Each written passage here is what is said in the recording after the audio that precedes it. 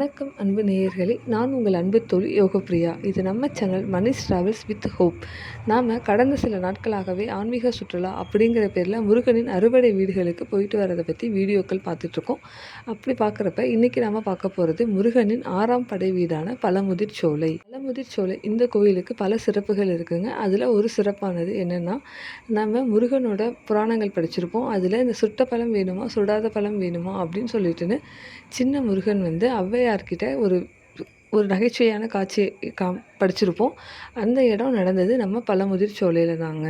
அது மட்டும் இல்லாமல் இந்த மலையோட கீழ்ப்பகுதியில் முதல் என்ட்ரன்ஸ்லேயே பார்த்தீங்கன்னா 18ஆம் படி கருப்பு அப்படிங்கிற நம்ம கருப்பசாமியோட கோயில் ஒன்று இருக்குதுங்க. அந்த கோயில் வந்து மிகவும் பிரசித்தி பெற்ற கோயில். அதிலிருந்து கொஞ்சம் தூரம் தள்ளியே நம்ம அழகர் மலை இருக்குதுங்க. கள்ளழகருக்கு பிரசித்தி பெற்ற கோயிலாகிய கள்ளழகரும் பழமுதிர் சோலைக்கு கீழேயே தான் இருக்குது. அதாவது மலையோட அடிவாரத்தில் இருக்குதுங்க.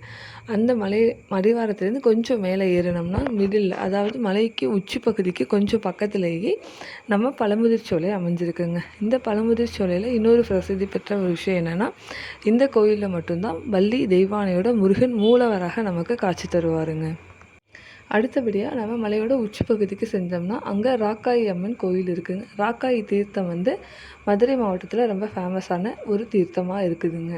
அது மட்டும் இல்லாமல் மதுரை அப்படின்னு சொன்னோம்னாலுமே அங்கே சுற்றி பார்க்குறதுக்கு ஏகப்பட்ட இடங்கள் இருக்குது. திருமலை நாயக்கர் மஹால், ஆயிரங்கால் மண்டபம், இது வந்து மீனாட்சி அம்மன் கோயிலுக்குள்ளேயே இருக்குது.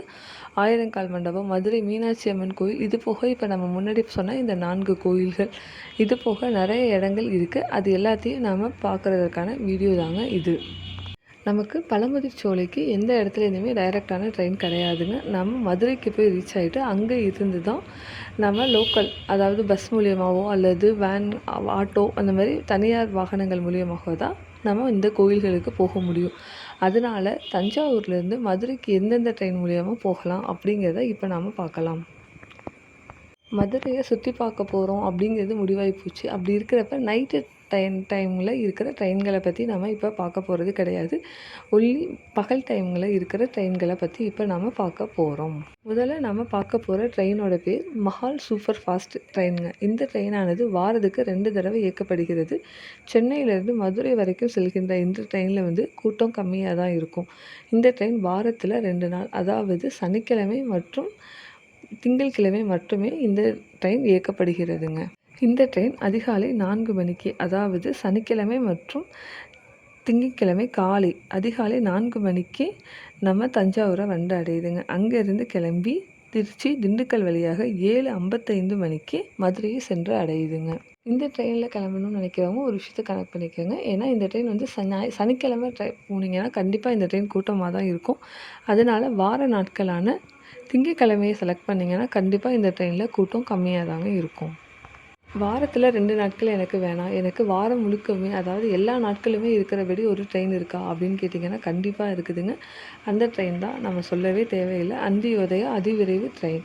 இந்த ட்ரெயினானது தினமும் காலை 4:40 மணிக்கு தஞ்சாவூருக்கு வருகுதுங்க. அங்கேருந்து திருச்சி மற்றும் திண்டுக்கல் வழியாக காலை 8:55 மணிக்கு மதுரையை சென்று அடையுதுங்க. இதில் இருக்கிற எல்லா பெட்டிகளுமே வந்து அன்ரிசர்வ்டு பெட்டி அப்படிங்கிறதுனால கண்டிப்பாக நமக்கு இதில் கூட்டம் இல்லாமல் இடம் கிடைக்கும்.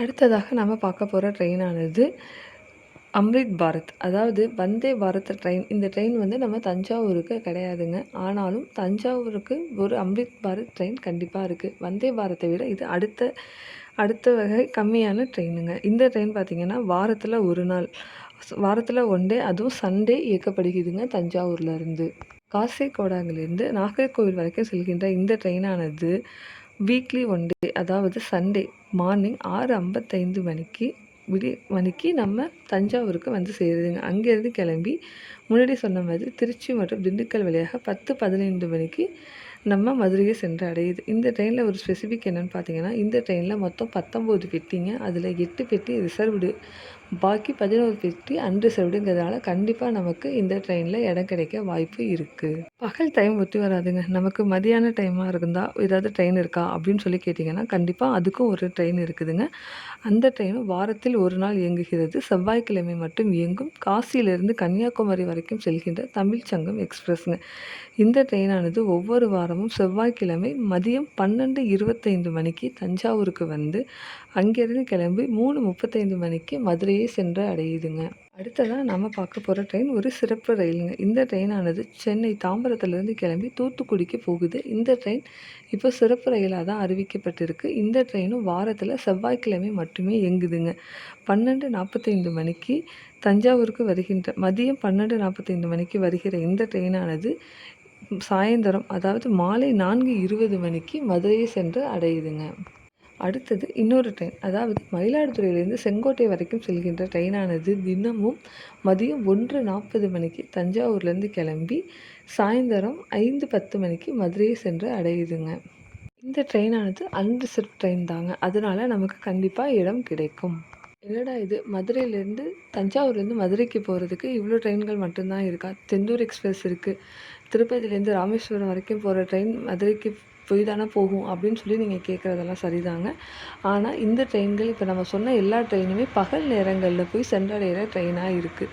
செந்தூர் எக்ஸ்பிரஸாக இருக்கட்டும், அப்புறம் திருப்பதி டு ராமேஸ்வரம் போகிற அந்த எக்ஸ்பிரஸாக இருக்கட்டும், இது எல்லாமே வந்துட்டு மிட் நைட்லேயும் அப்புறம் மிட் நைட்டில் தான் வந்து நம்மளுக்கு மதுரையை போய் சேருது. அந்த நேரத்தில் போய் நம்ம அங்கே ஸ்டே பண்ணுறதோ அல்லது சுற்றி பார்க்குறதோ கொஞ்சம் சிரமங்க. அதனால தான் நம்ம பகல் டைமில் இருக்கிற ட்ரெயின்களை பற்றின டீட்டெயில்ஸ் மட்டும் கொடுத்துருக்கோம்.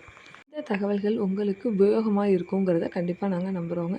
அப்படி இருந்துச்சுன்னா நம்ம சேனலை சப்ஸ்கிரைப் பண்ண மறந்துடாதீங்க. அடுத்த வீடியோவில் சந்திக்கும். நன்றி. பாய் நண்பர்களே.